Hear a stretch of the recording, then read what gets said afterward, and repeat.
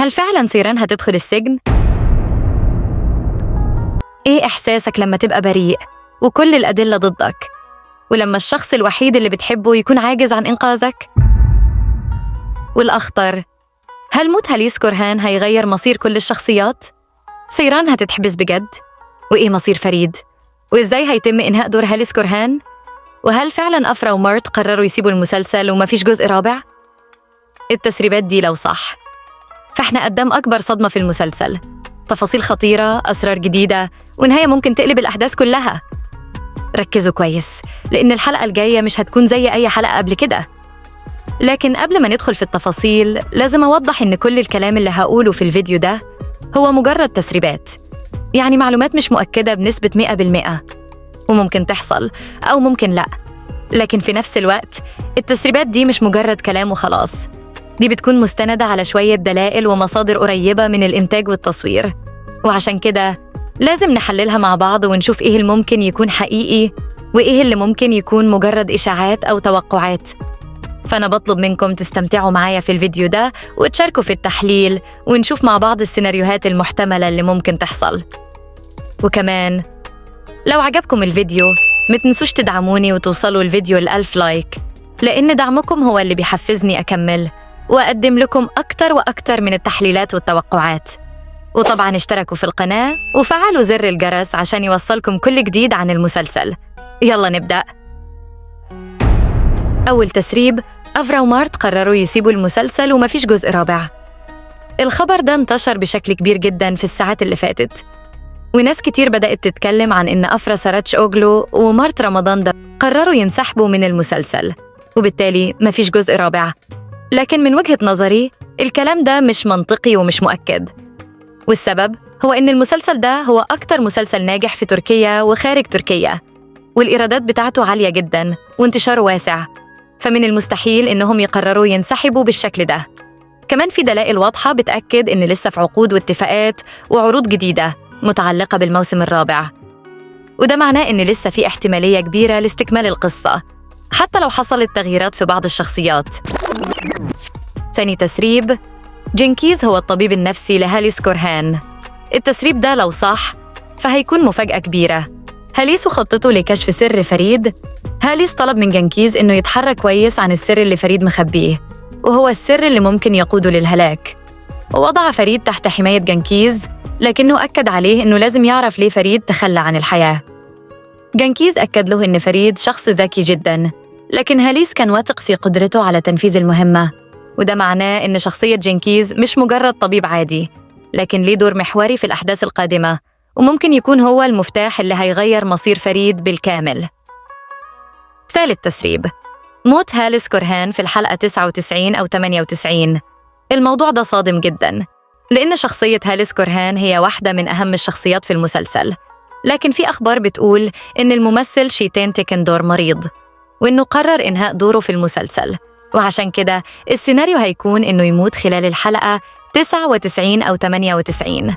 وده معناه إن لو حصل جزء رابع هيكون بدون شخصية هاليس كورهان، وده هيغير شكل المسلسل تماماً. رابع تسريب، سيران مش حامل وفريد هيتبرى من كل التهم. طبعاً سيران مش حامل أصلاً، لأنها عندها حالة صحية تمنعها من الحمل في الوقت الحالي، وهنشوف هل هتسامح فريد وتقرر تستمر معاه ولا هتختار إنها تسيبه وتبعد عنه للأبد. أما بالنسبة لفريد فالتسريبات بتقول إنه هيتبرأ من كل التهم اللي عليه، وهيكون في مشهد قوي جداً ما بينه وبين سيران في المحكمة أو السجن، خصوصاً إن تم تصوير مشهد في سيارة سجناء، وده ممكن يكون له علاقة بأحداث الحلقات القادمة. مستقبل المسلسل لحد فين هيكمل؟ المسلسل هيكمل للحلقة 100 أو 101، وده معناه إننا قربنا جداً من نهاية القصة. لكن السؤال هو، هل المسلسل هيخلص نهاية سعيدة ولا هيكون في صدمة جديدة؟ آخر تسريب، وهو اللي التسريب ده أخطر وأقوى تسريب ظهر مؤخراً. سيران متواجدة في القصر وبتتفاجئ شيشيك بيها، وبتطلع سيران لها تهددها بإنها هتعيشها نفس الوجع اللي عاشته هي ووالدتها وأختها. لكن كارم جن جنانه ومش هيسكت على اللي عملته سيران، فكارم مش هيسكت وهيبلغ عنها، وده هيؤدي إلى حبسها. والحاجة اللي بتأكد ده هو إنه تم تصوير مشاهد الحبس، وكان في تصوير خاص بسيران. وده معناه إن بالفعل هيتم القبض عليها، لكن لسه مش عارفين التهمة بالضبط. لكن في تفاصيل تانية خطيرة، وهي إن شيشيك هتقول لسونا إنها حامل وإنها مش هتقدر تبلغ عنها، وهتتهم سيران إنها هي اللي دفعت أيشان وقعتها من على السلم، وشيشيك وكرم هيشهدوا. المشكلة الكبيرة إن عابدين ما كانش موجود في اللحظة دي، وبالتالي مش هيقدر يدافع عنها أو يقول الحقيقة. ولو حصل كده فعلاً، فده معناه إن سيران ممكن تواجه تهمة كبيرة جداً من غير أي دليل يثبت براءتها. والأسوأ من كده إن شيشيك وكرم هيأكدوا الكلام ده، وده هيخلي موقف سيران أصعب وأصعب. ولو ده حصل فعلاً، فريد هيعيش صدمة كبيرة وهيحاول بكل الطرق إنه ينقذها. فريد هيكون في أسوأ حالاته النفسية بعد ما يعرف إن سيران هتتحبس، وهيحاول بكل الطرق يمنع ده. لكن هيلاقي نفسه في مواجهة مع شيشيك وكرم اللي هيكونوا مصرين على اتهامها. سيران هتظهر في مشهد صعب جداً وهي بتواجه التهمة الظالمة اللي توجهت ليها، وده هيكون واحد من أقوى مشاهد المسلسل.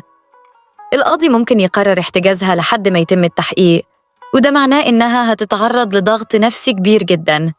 فريد مش هيسكت وهيحاول بكل الطرق إنه يجيب أي دليل ينقذ سيران. وهنا ممكن نشوف إنه هيواجه كرم وشيشيك بطريقة عنيفة جداً، وهيوصل للمرحلة اللي ممكن يعرض حياته للخطر علشان ينقذها. عابدين هيبدأ يشك في كلام شيشيك وكرم، وهيحاول يربط الأحداث ببعضها، ومن هنا ممكن يكتشف إن سيران ضحية مؤامرة كبيرة. لو ده حصل، فهو الوحيد اللي ممكن يقلب القضية لصالحها. بس السؤال، هل هيلحق قبل فوات لو اعترفت أيشان إن سونا هي اللي وقعتها من السلم؟ مش سيران. القضية هتتقلب تماماً وسيران هتكون بريئة. لكن لو خافت واستسلمت لضغط شيشيك وكرم، فده معناه إن سيران هتدخل السجن ظلم، وعابدين هيكون في سباق مع الزمن علشان ينقذها. بالتزامن مع محاولات فريد لإنقاذ سيران، هيوصل خبر خطير عن حالة هاليس كورهان الصحية، وممكن نسمع عن أزمة صحية مفاجئة هتخليه يدخل المستشفى، أو حتى خبر وفاته اللي هيهز العيلة كلها. سيران هتواجه عدة خيارات. هيكون عندها الفرصة إما إنها تتراجع عن قرارها وتغفر لفريد، أو إنها تقرر الخروج من هذه العلاقة نهائياً. وفي نفس الوقت هي هتفكر في حالتها النفسية، وده هيسبب لها توتر وحيرة حول الطريق اللي هتمشي فيه في الحلقات القادمة. أنا هكون معاكم بكل التوقعات والتحليلات. الحلقة الجاية هتكون مليانة صدمات وأحداث تقلب الدنيا، والمفاجآت اللي هتحصل هتخلي القصة تدخل في مرحلة جديدة تماماً. مستني رأيكم في التوقعات. هل تتوقعوا إن فريد هينقذ سيران قبل فوات الأوان؟ ولا هنشوف نهاية مأساوية بينهم؟ اكتبولي في التعليقات، ومتنسوش اللايك والاشتراك في القناة، واستنوني في التحليل الجاي.